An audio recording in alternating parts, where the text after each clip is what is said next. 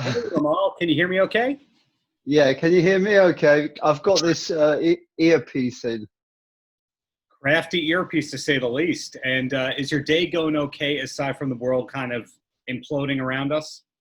Yeah. I just literally rushed in from a bicycle ride, and I was a bit late, to be honest. And then I'm sitting there thinking, is he calling me or am I calling him?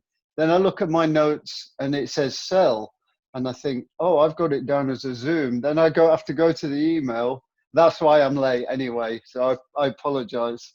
2 minutes late is late for New York or London. For the rest of the world, that's probably early, you know? And for Grace Jones, it's incredibly early. Well, so much I want to ask you, but the first thing I'll do is you got a new single, Still in Love. When did you make it? Yeah. Say again. When did what? When did you record Still in Love? Okay, so wrote and recorded it last year, and shot the video in January, just before the lockdown. So lucky. Totally. And was it a part of a batch of songs, or just do you these days go, I'm going to do a song and then we'll see where it goes? There's a bit of that. I I need an incentive, to get in the studio. Well, I think all musicians do. I needed an incentive, and that's why I haven't recorded for 8 years. I've just been working on the live stuff, and after the American TV shows used my music last year, and I saw the online streams go up to like 1.5 million a month, I thought, okay, that's an incentive. So maybe I thought maybe people might be interested in hearing something new. Well, you brought it The, up before. from the old crooner. The not so old crooner, the vintage crooner who's still at a top level. And you just brought it up. The American TV show Stranger Things, American Horror Story, etc.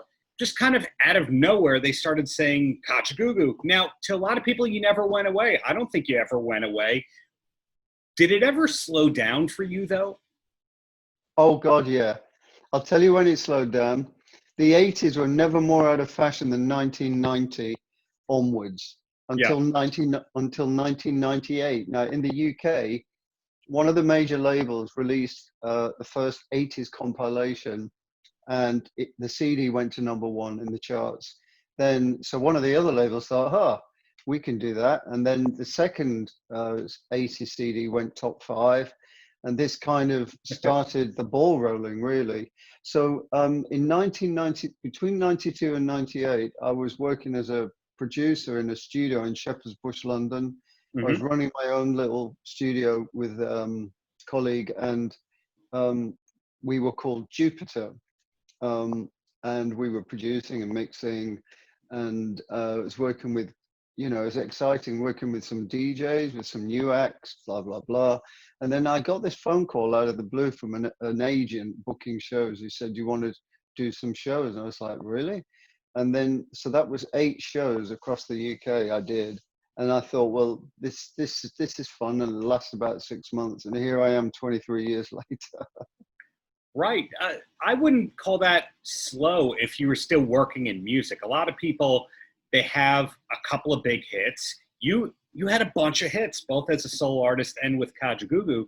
And a lot of people who have those 2 or 3 hits are back to working in construction, or they open up a deli or something like that.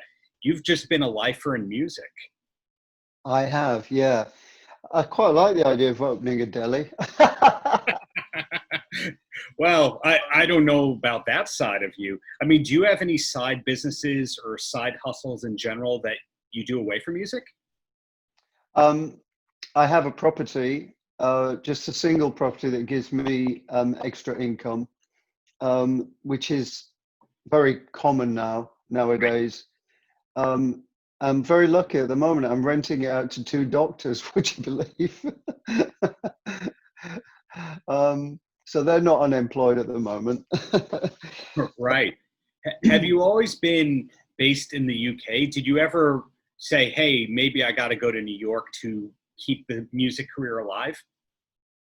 Well, I've been around the world a couple of times. I lived in LA for 8 months. That was fun. and I lived in Sydney for 3 months. I lived in Munich for 3 months and Paris for 3 months. But mainly I've been in the UK, yeah. And of course I've got my family here and my mother.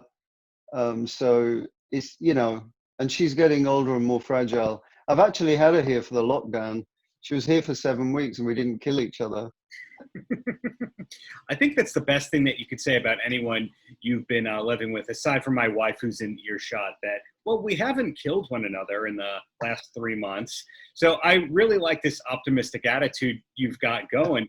And when I think of you, I think of just a smiling, fashionable guy, that there isn't this real dark side that you find with most singers. Am I wrong about that?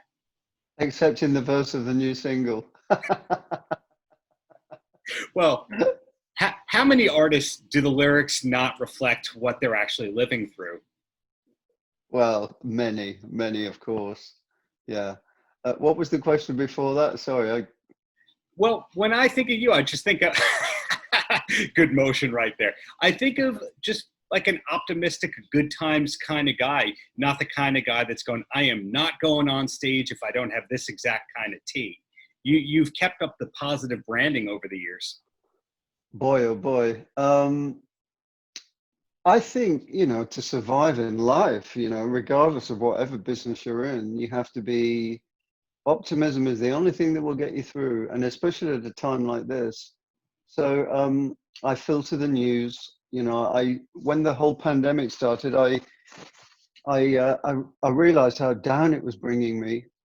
And so, and the news just, and I was having bad dreams and waking up at 6 a.m. and wandering around. And that's when the thoughts are the worst at that time of the day. There's something about worrying between the hours of 5 and 8 a.m. It's still 4 and 7 if you've not slept well. So yeah, you got to look after the old grey cells, and you've got to think of your cup as half full, not half empty. You've got to cling on to every little bit of optimism, because physically you can't perform in life if you're mentally, impaired in some way. So yeah, that's always been. But generally, I'm an upbeat guy anyway. And then with you personally and the music, a lot of people don't listen to the kind of music that they perform. There's a lot of secret metalheads out there. Now, given that you knew Nick Rhodes and all that and the whole Birmingham scene, and Birmingham is, the birth of heavy metal, do you have any of that in you? I'm afraid to disappoint you. So everything you're giving me is what you see is what you get. He sings for a living. He never stopped working. Good disposition. He likes his family. Not a lot of complications. The nearest I got to heavy metal, two things really. My nephew, who's 21, plays the guitar and he loves all that stuff. Okay, that's the first thing. And secondly, I used to work at the Embassy Club in Old Bond Street. That's where I met Nick Rhodes, by the way. Mm-hmm. It was a very cool club when I was 19, 20, 21. And I used to see Lemmy from Motorhead in there. There was quite a few like media and music people. And Lemmy used to be playing the slot machine. He'd get drunk, more and more drunk, till he starts getting hold of the machine. He's slamming it against the wall. And then the security would be called. And I didn't really know who he was, but people say, "Oh, that's the guy from Motorhead." So that's the nearest I've come to heavy metal. That's really funny that you bring that up, because Lemmy, until he passed, spent every night that he wasn't on tour at this one bar in LA called the Rainbow, and he was always parked at the trivia machine every single night, or the guess which picture is missing kind of thing. So I guess he was a lifer with arcade games. Were you a gamer as well at any point in your life? Yes. Yeah. When I was a kid, it was the go-to place, and the law allowed kids to go in. So if we were playing truant from school, or I just loved the thrill of winning, and it wasn't much money back in those days. Right. But all gambling eventually you lose. So many times I lost my bus fare home, and I I'd have to go into. I used to go into. Can you believe this? I can't believe it myself when I look back. I'd love to see a film of this kid walking into a street shop or store, or an estate agent saying, "Excuse me, can I sing for you, please?" And they'd be like on the phone. They would go, "Oh, not today, thank you." But Singing I for was your trying to supper. get some money for my bus fare home because I've lost it in the slot machine. So I understood where Lemmy was coming from. I sympathise. We'll bring it back to Still in Love. I believe it's your first new music in 8 years, and you said it's kind of one track at a time. Is there at least something in the hopper? Do you know what the next song might be? And the follow-up question to that is, do you have any kind of a home recording setup? Yeah, yeah, of course. I've got a home setup. I've always had that really. Hmm. I like collaborating. That's more fun. But I can start things here. I do have other things ready, and I'm discussing with my team what to do.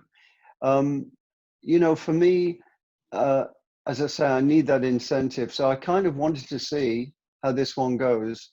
The reactions so far have been fantastic, and I really believe in quality over quantity. Sure. Um, I'm not an artist with a major label, and I've signed a contract that says I must deliver an album, and I've got my management uh, ringing me, putting pressure on, saying the record company are calling him, saying where the hell is the album? So I've got the luxury really of kind of making all the decisions. Um, Once you're creative, you're always creative. I've never lost that thrill of taking an idea from my head or on a piece of paper and just taking it along that journey into a finished product. It's better in music than movies. When I see people at the Oscars getting the award saying it's taken us 7 years to make this movie, and I think, oh my God, now that is some commitment. It might be 7 months with a song. It literally can be. You can take ages, especially if there's no pressure. Yeah. But yeah, there is other stuff, and watch this space is all I'm saying. I'm watching it. Two quick questions, and then you are free from this New York-based interview. And the first one is, from being quarantined and being at home, any movie or film recommendations that you could pass along? Wow. I just watched it again. I loved it. That's because we had my father-in-law was around, who's 82, and he hadn't seen it. Meryl Streep in The Iron Lady. Have you seen that film? I know of it, but haven't seen it. Sounds like I have Uh, to. well, she plays the only British female Prime Minister, Margaret Thatcher, and it's just an exquisite film. I watched Murder Mystery on Netflix with Jennifer Aniston and Adam Sandler. I loved it. What a cast! It's like a sort of spoof Bond comedy. Have you seen it? That's one you saw that one, right? Murder Mystery. My wife was trying to get me to see that one, but I didn't Oh, yet. she liked it. Are you saying yes? You Is saw that with Adam Sandler? Adam Sandler. Yeah, you liked it. Oh yeah, they call me Maurice because I like to cook. They call her Maurice because she likes to cook, whatever that He means. was the chef in the movie. Whatever it is. I got your recommendations right now. Murder Mystery and Yeah, it was good. My Iron Lady. Cool. So the closer. Any last words for the kids? Eddie, what? Any last words for the kids? And it's up to you if it's an anecdote or you just go to my damn website, buy my music, be a good fan. It's up to you. Oh, crikey. Stay safe and keep positive.